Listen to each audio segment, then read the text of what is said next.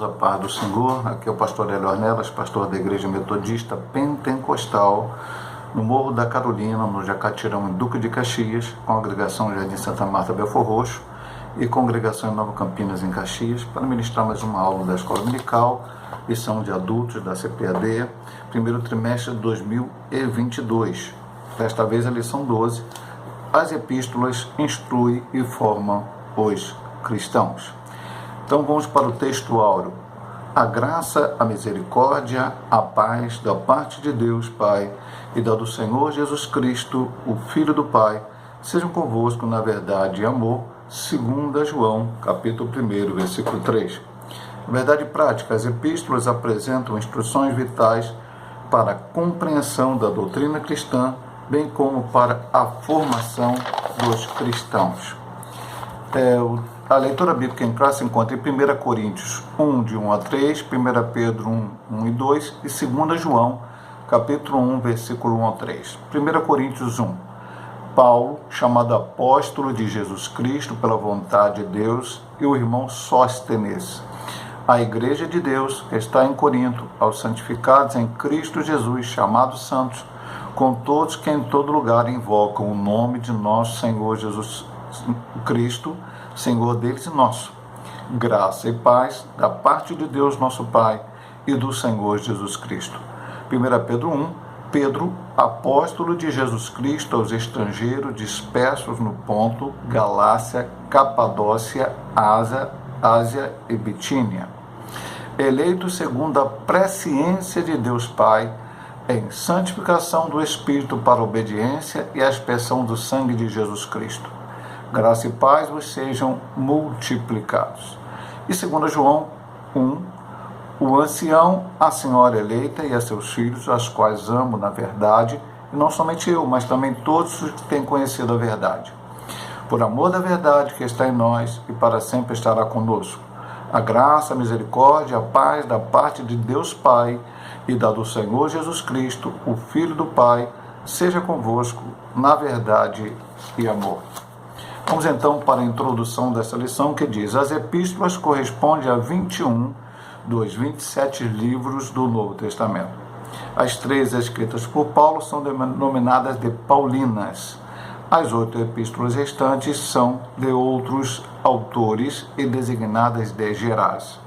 Nessa lição agrupamos as epístolas por temas e autoria e destacamos alguns de seus aspectos doutrinários. Então, nós temos 21 epístolas, nós temos quase 3 partes, né, dividindo, se fôssemos dividir ali, 2 partes, né, 21, no meio daria 10, quase 2/3, né, do Novo Testamento com epístola. Dá para a gente estudar nenhuma lição só todas as epístolas? Muito difícil, porque são vários aspectos. Logicamente, já estudamos algumas epístolas um trimestre inteiro. Já tivemos lição sobre várias dessas epístolas, um trimestre inteiro para estudar. Aqui apenas é para dar uma noção. Já estudamos o Antigo Testamento, os Evangelhos, os livros poéticos, também estudamos na semana passada as profecias, e agora vamos estudar as epístolas, dividindo em assuntos, aqui como ele diz no final, aspecto doutrinário. Então, ponto 1. Como as epístolas paulinas nos instruem? Instruções salvíficas, a primeira subdivisão. Neste grupo enfatizamos o aspecto da doutrina da salvação. Então, o primeiro ponto aqui, ele vai falar sobre a doutrina da salvação. Aos Romanos destaca-se que o justo viverá pela fé. Romanos 1,17, o texto que inspirou Lutero a fazer a reforma protestante. Cristo nos libertou do pecado mediante seu sacrifício remidor. Desta forma, pela fé em Cristo, somos declarados justos. Depois ele vai falar sobre a justificação lá no outro ponto. Então, isso é basicamente o que os Romanos ensinam sobre a carta de Paulo aos Romanos ensina sobre a salvação. Aos Gálatas, Paulo assevera que ninguém é justificado pelas obras da lei, Gálatas 2,16, e que somente a fé em Cristo nos liberta do jugo do pecado, 5,1. Em 1 Coríntios, ressalta-se a mensagem do Cristo crucificado, 1,23, que morreu pelos nossos pecados e ressuscitou ao terceiro dia, o capítulo da ressurreição, 1 Coríntios 15, 3 a 4, Em 2 Coríntios, frisa-se o ministério da reconciliação, 5,18, em que Cristo levou os nossos pecados e nos reconciliou com Deus. Então, uma das mensagens das epístolas era a mensagem da salvação. Cristo salva. Só Cristo salva. Ele morreu, ele ressuscitou, ele subiu ao céu, ele brevemente voltará também, esse aspecto vai ser colocado lá na frente. Ele é o único que salva. Esse é um dos assuntos principais das epístolas, mas vamos ver outros aqui nessa primeira subdivisão, nesse primeiro ponto, nas suas subdivisões. A segunda subdivisão diz instruções a respeito de Cristo. Nesse enfoque, o destaque são aspectos da doutrina de Cristo. Aos Efésios, o tema que é Cristo como cabeça, a igreja o seu corpo, 1:22 a 23. Nesse sentido, a igreja foi eleita em Cristo, Efésios 1:4, e redimida em Cristo, 1:7, e para a glória de Cristo, 1:12. Então, Cristo é o cabeça da igreja. A igreja foi eleita.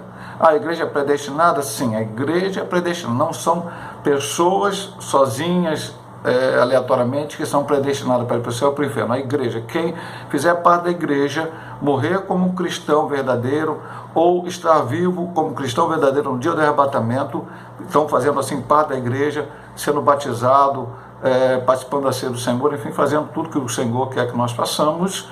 Então esse é salvo e estará na glória. Depois ele vai falar o que os Filipenses falam sobre Cristo. A mensagem enfatiza que o viver é Cristo, 1:21. Ele é o segredo da verdadeira alegria e o modelo de vida para o salvo. Então, Filipenses fala sobre viver em Cristo. O que é uma vida com Cristo. Não apenas ter Cristo, dizer que Ele é o seu Salvador, mas viver como Ele quer que nós vivamos. E vamos ver aqui que no segundo ponto ele diz, verdadeira alegria do modelo de vida para o salvo. Aos Colossenses, Paulo sublinha que a vossa vida está escondida com Cristo. A igreja está unida em Cristo, morta e ressuscitada com Cristo. Em suma, Cristo é a suficiência para todo cristão. O que eu preciso mais? Preciso de Jesus. Preciso do Cristo, do Salvador, não preciso de mais nada. Ah, pastor, mas eu preciso de bens materiais, preciso de saúde. Sim, meu amado irmão. A Bíblia diz assim, buscai primeiro o reino de Deus, Mateus 6,33, e todas as outras coisas vos serão acrescentadas. Busca o Senhor, tenha Cristo como o seu principal. Porque se faltar alguma coisa, eventualmente, e na vida de alguns crentes, faltou saúde, em outros crentes faltou a situação financeira. Ah, pastor, não, a Bíblia não diz isso, não diz sim, meu amado irmão. Paulo tinha uma enfermidade, ele relata isso nas suas cartas. Timóteo tinha uma enfermidade, está relatada também na Bíblia Sagrada. Trófimo ficou doente e Paulo deixou doente em determinado lugar.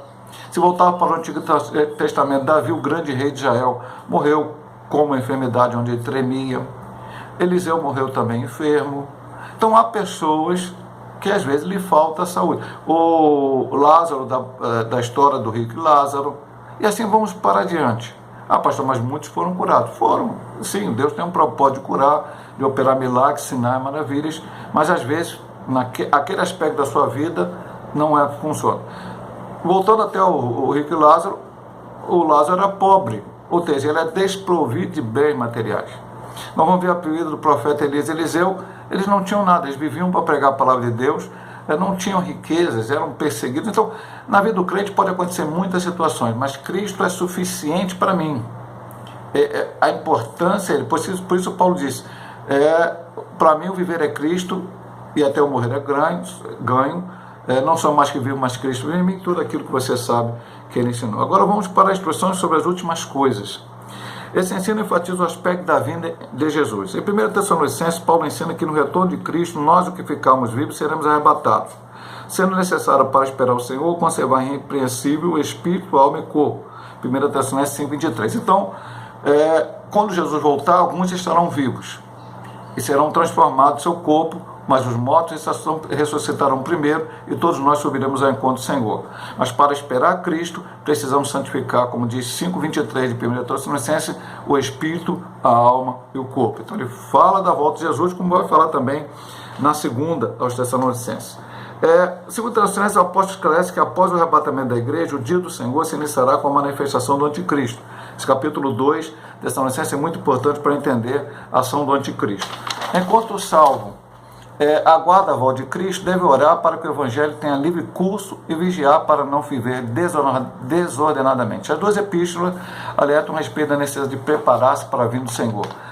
Temos que nos preparar para a vinda do Senhor. Jesus ensinou isso no evangelho: vigiai, orai,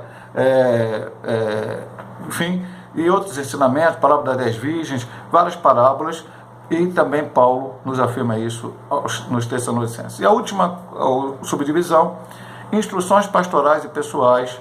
As epístolas particulares abrangem instruções de natureza prática. Houve 3 epístolas pastorais e uma pessoal, vamos colocar assim: 1 e 2 Timóteo, Tito e Filemão sendo a pessoal. 1 Timóteo, Paulo orienta o combate às heresias por meio da sã doutrina. 1 Timóteo 1, 3, 9 e 10. Em vista disso, o líder deve estar para ensinar. 3, 2, 4, 3 a 16. Então, como eu combato a heresia, o falso ensinamento? Através da sã doutrina, da palavra de Deus, dos ensinamentos bíblicos. É assim que eu combato. Depois nós vamos falar isso mais na frente lá, em outros aspectos. Quem quer liderar tem que estar apto para poder ensinar o que? A palavra de Deus. Em 2 Timóteo, ratifica-se que o obreiro deve manejar bem a palavra da verdade. Continuando esse assunto, 2,15 maravilhoso. Procura apresentar-te a Deus aprovado como obreiro que não tem de se vergonhar e maneja bem a palavra da verdade, a fim de produzir arrependimento nos que resistem. A gente que resiste à palavra de Deus. Mas temos que continuar usando ela da maneira correta, sabiamente, na direção do Espírito Santo, para quebrantar esses corações. Em Tito, o pastor deve contrapor os falsos ensinos. Mais uma vez, ele fala sobre o falso ensino através de Tito. É tanto exortado a falar o que convém. A sã doutrina, mais uma vez, ele volta com a palavra. A sã doutrina é um ensinamento bíblico, a doutrina dos apóstolos que está na Bíblia Sagrada, sem tirar nenhum tio, sem tirar nenhum i, nada, nenhuma palavra, nenhum j, cumprindo o que está na Bíblia Sagrada. E em Filemão, a mensagem enfatiza o perdão. O transgressor arrependido deve ser recebido mais do que servo como irmão amado. Filemão tinha um escravo chamado Onésimo. Onésimo fugiu, acabou encontrando Paulo, recebeu o evangelho. Ele ajudava Paulo, mas Paulo manda Onésimo de volta a Filemão, pede para que Filemão, que era um obreiro da igreja em Colossos, que ele pudesse perdoar Onésimo. Se houvesse algum prejuízo financeiro, até Paulo falou que assumiria, e que ele amasse mais do que como apenas um empregado, mas como um irmão em Cristo. Então nos mostra o amor cristão que deve acontecer nas nossas vidas. Esse foi o primeiro ponto. Então, meu amado irmão, os irmãos sabem sempre que nós gravamos 2 vídeos. Neste primeiro vídeo, eu falei sobre a introdução e o ponto 1. No segundo vídeo, estaremos ministrando o ponto 2, o ponto 3 é a conclusão desta lição. Deus abençoe a todos.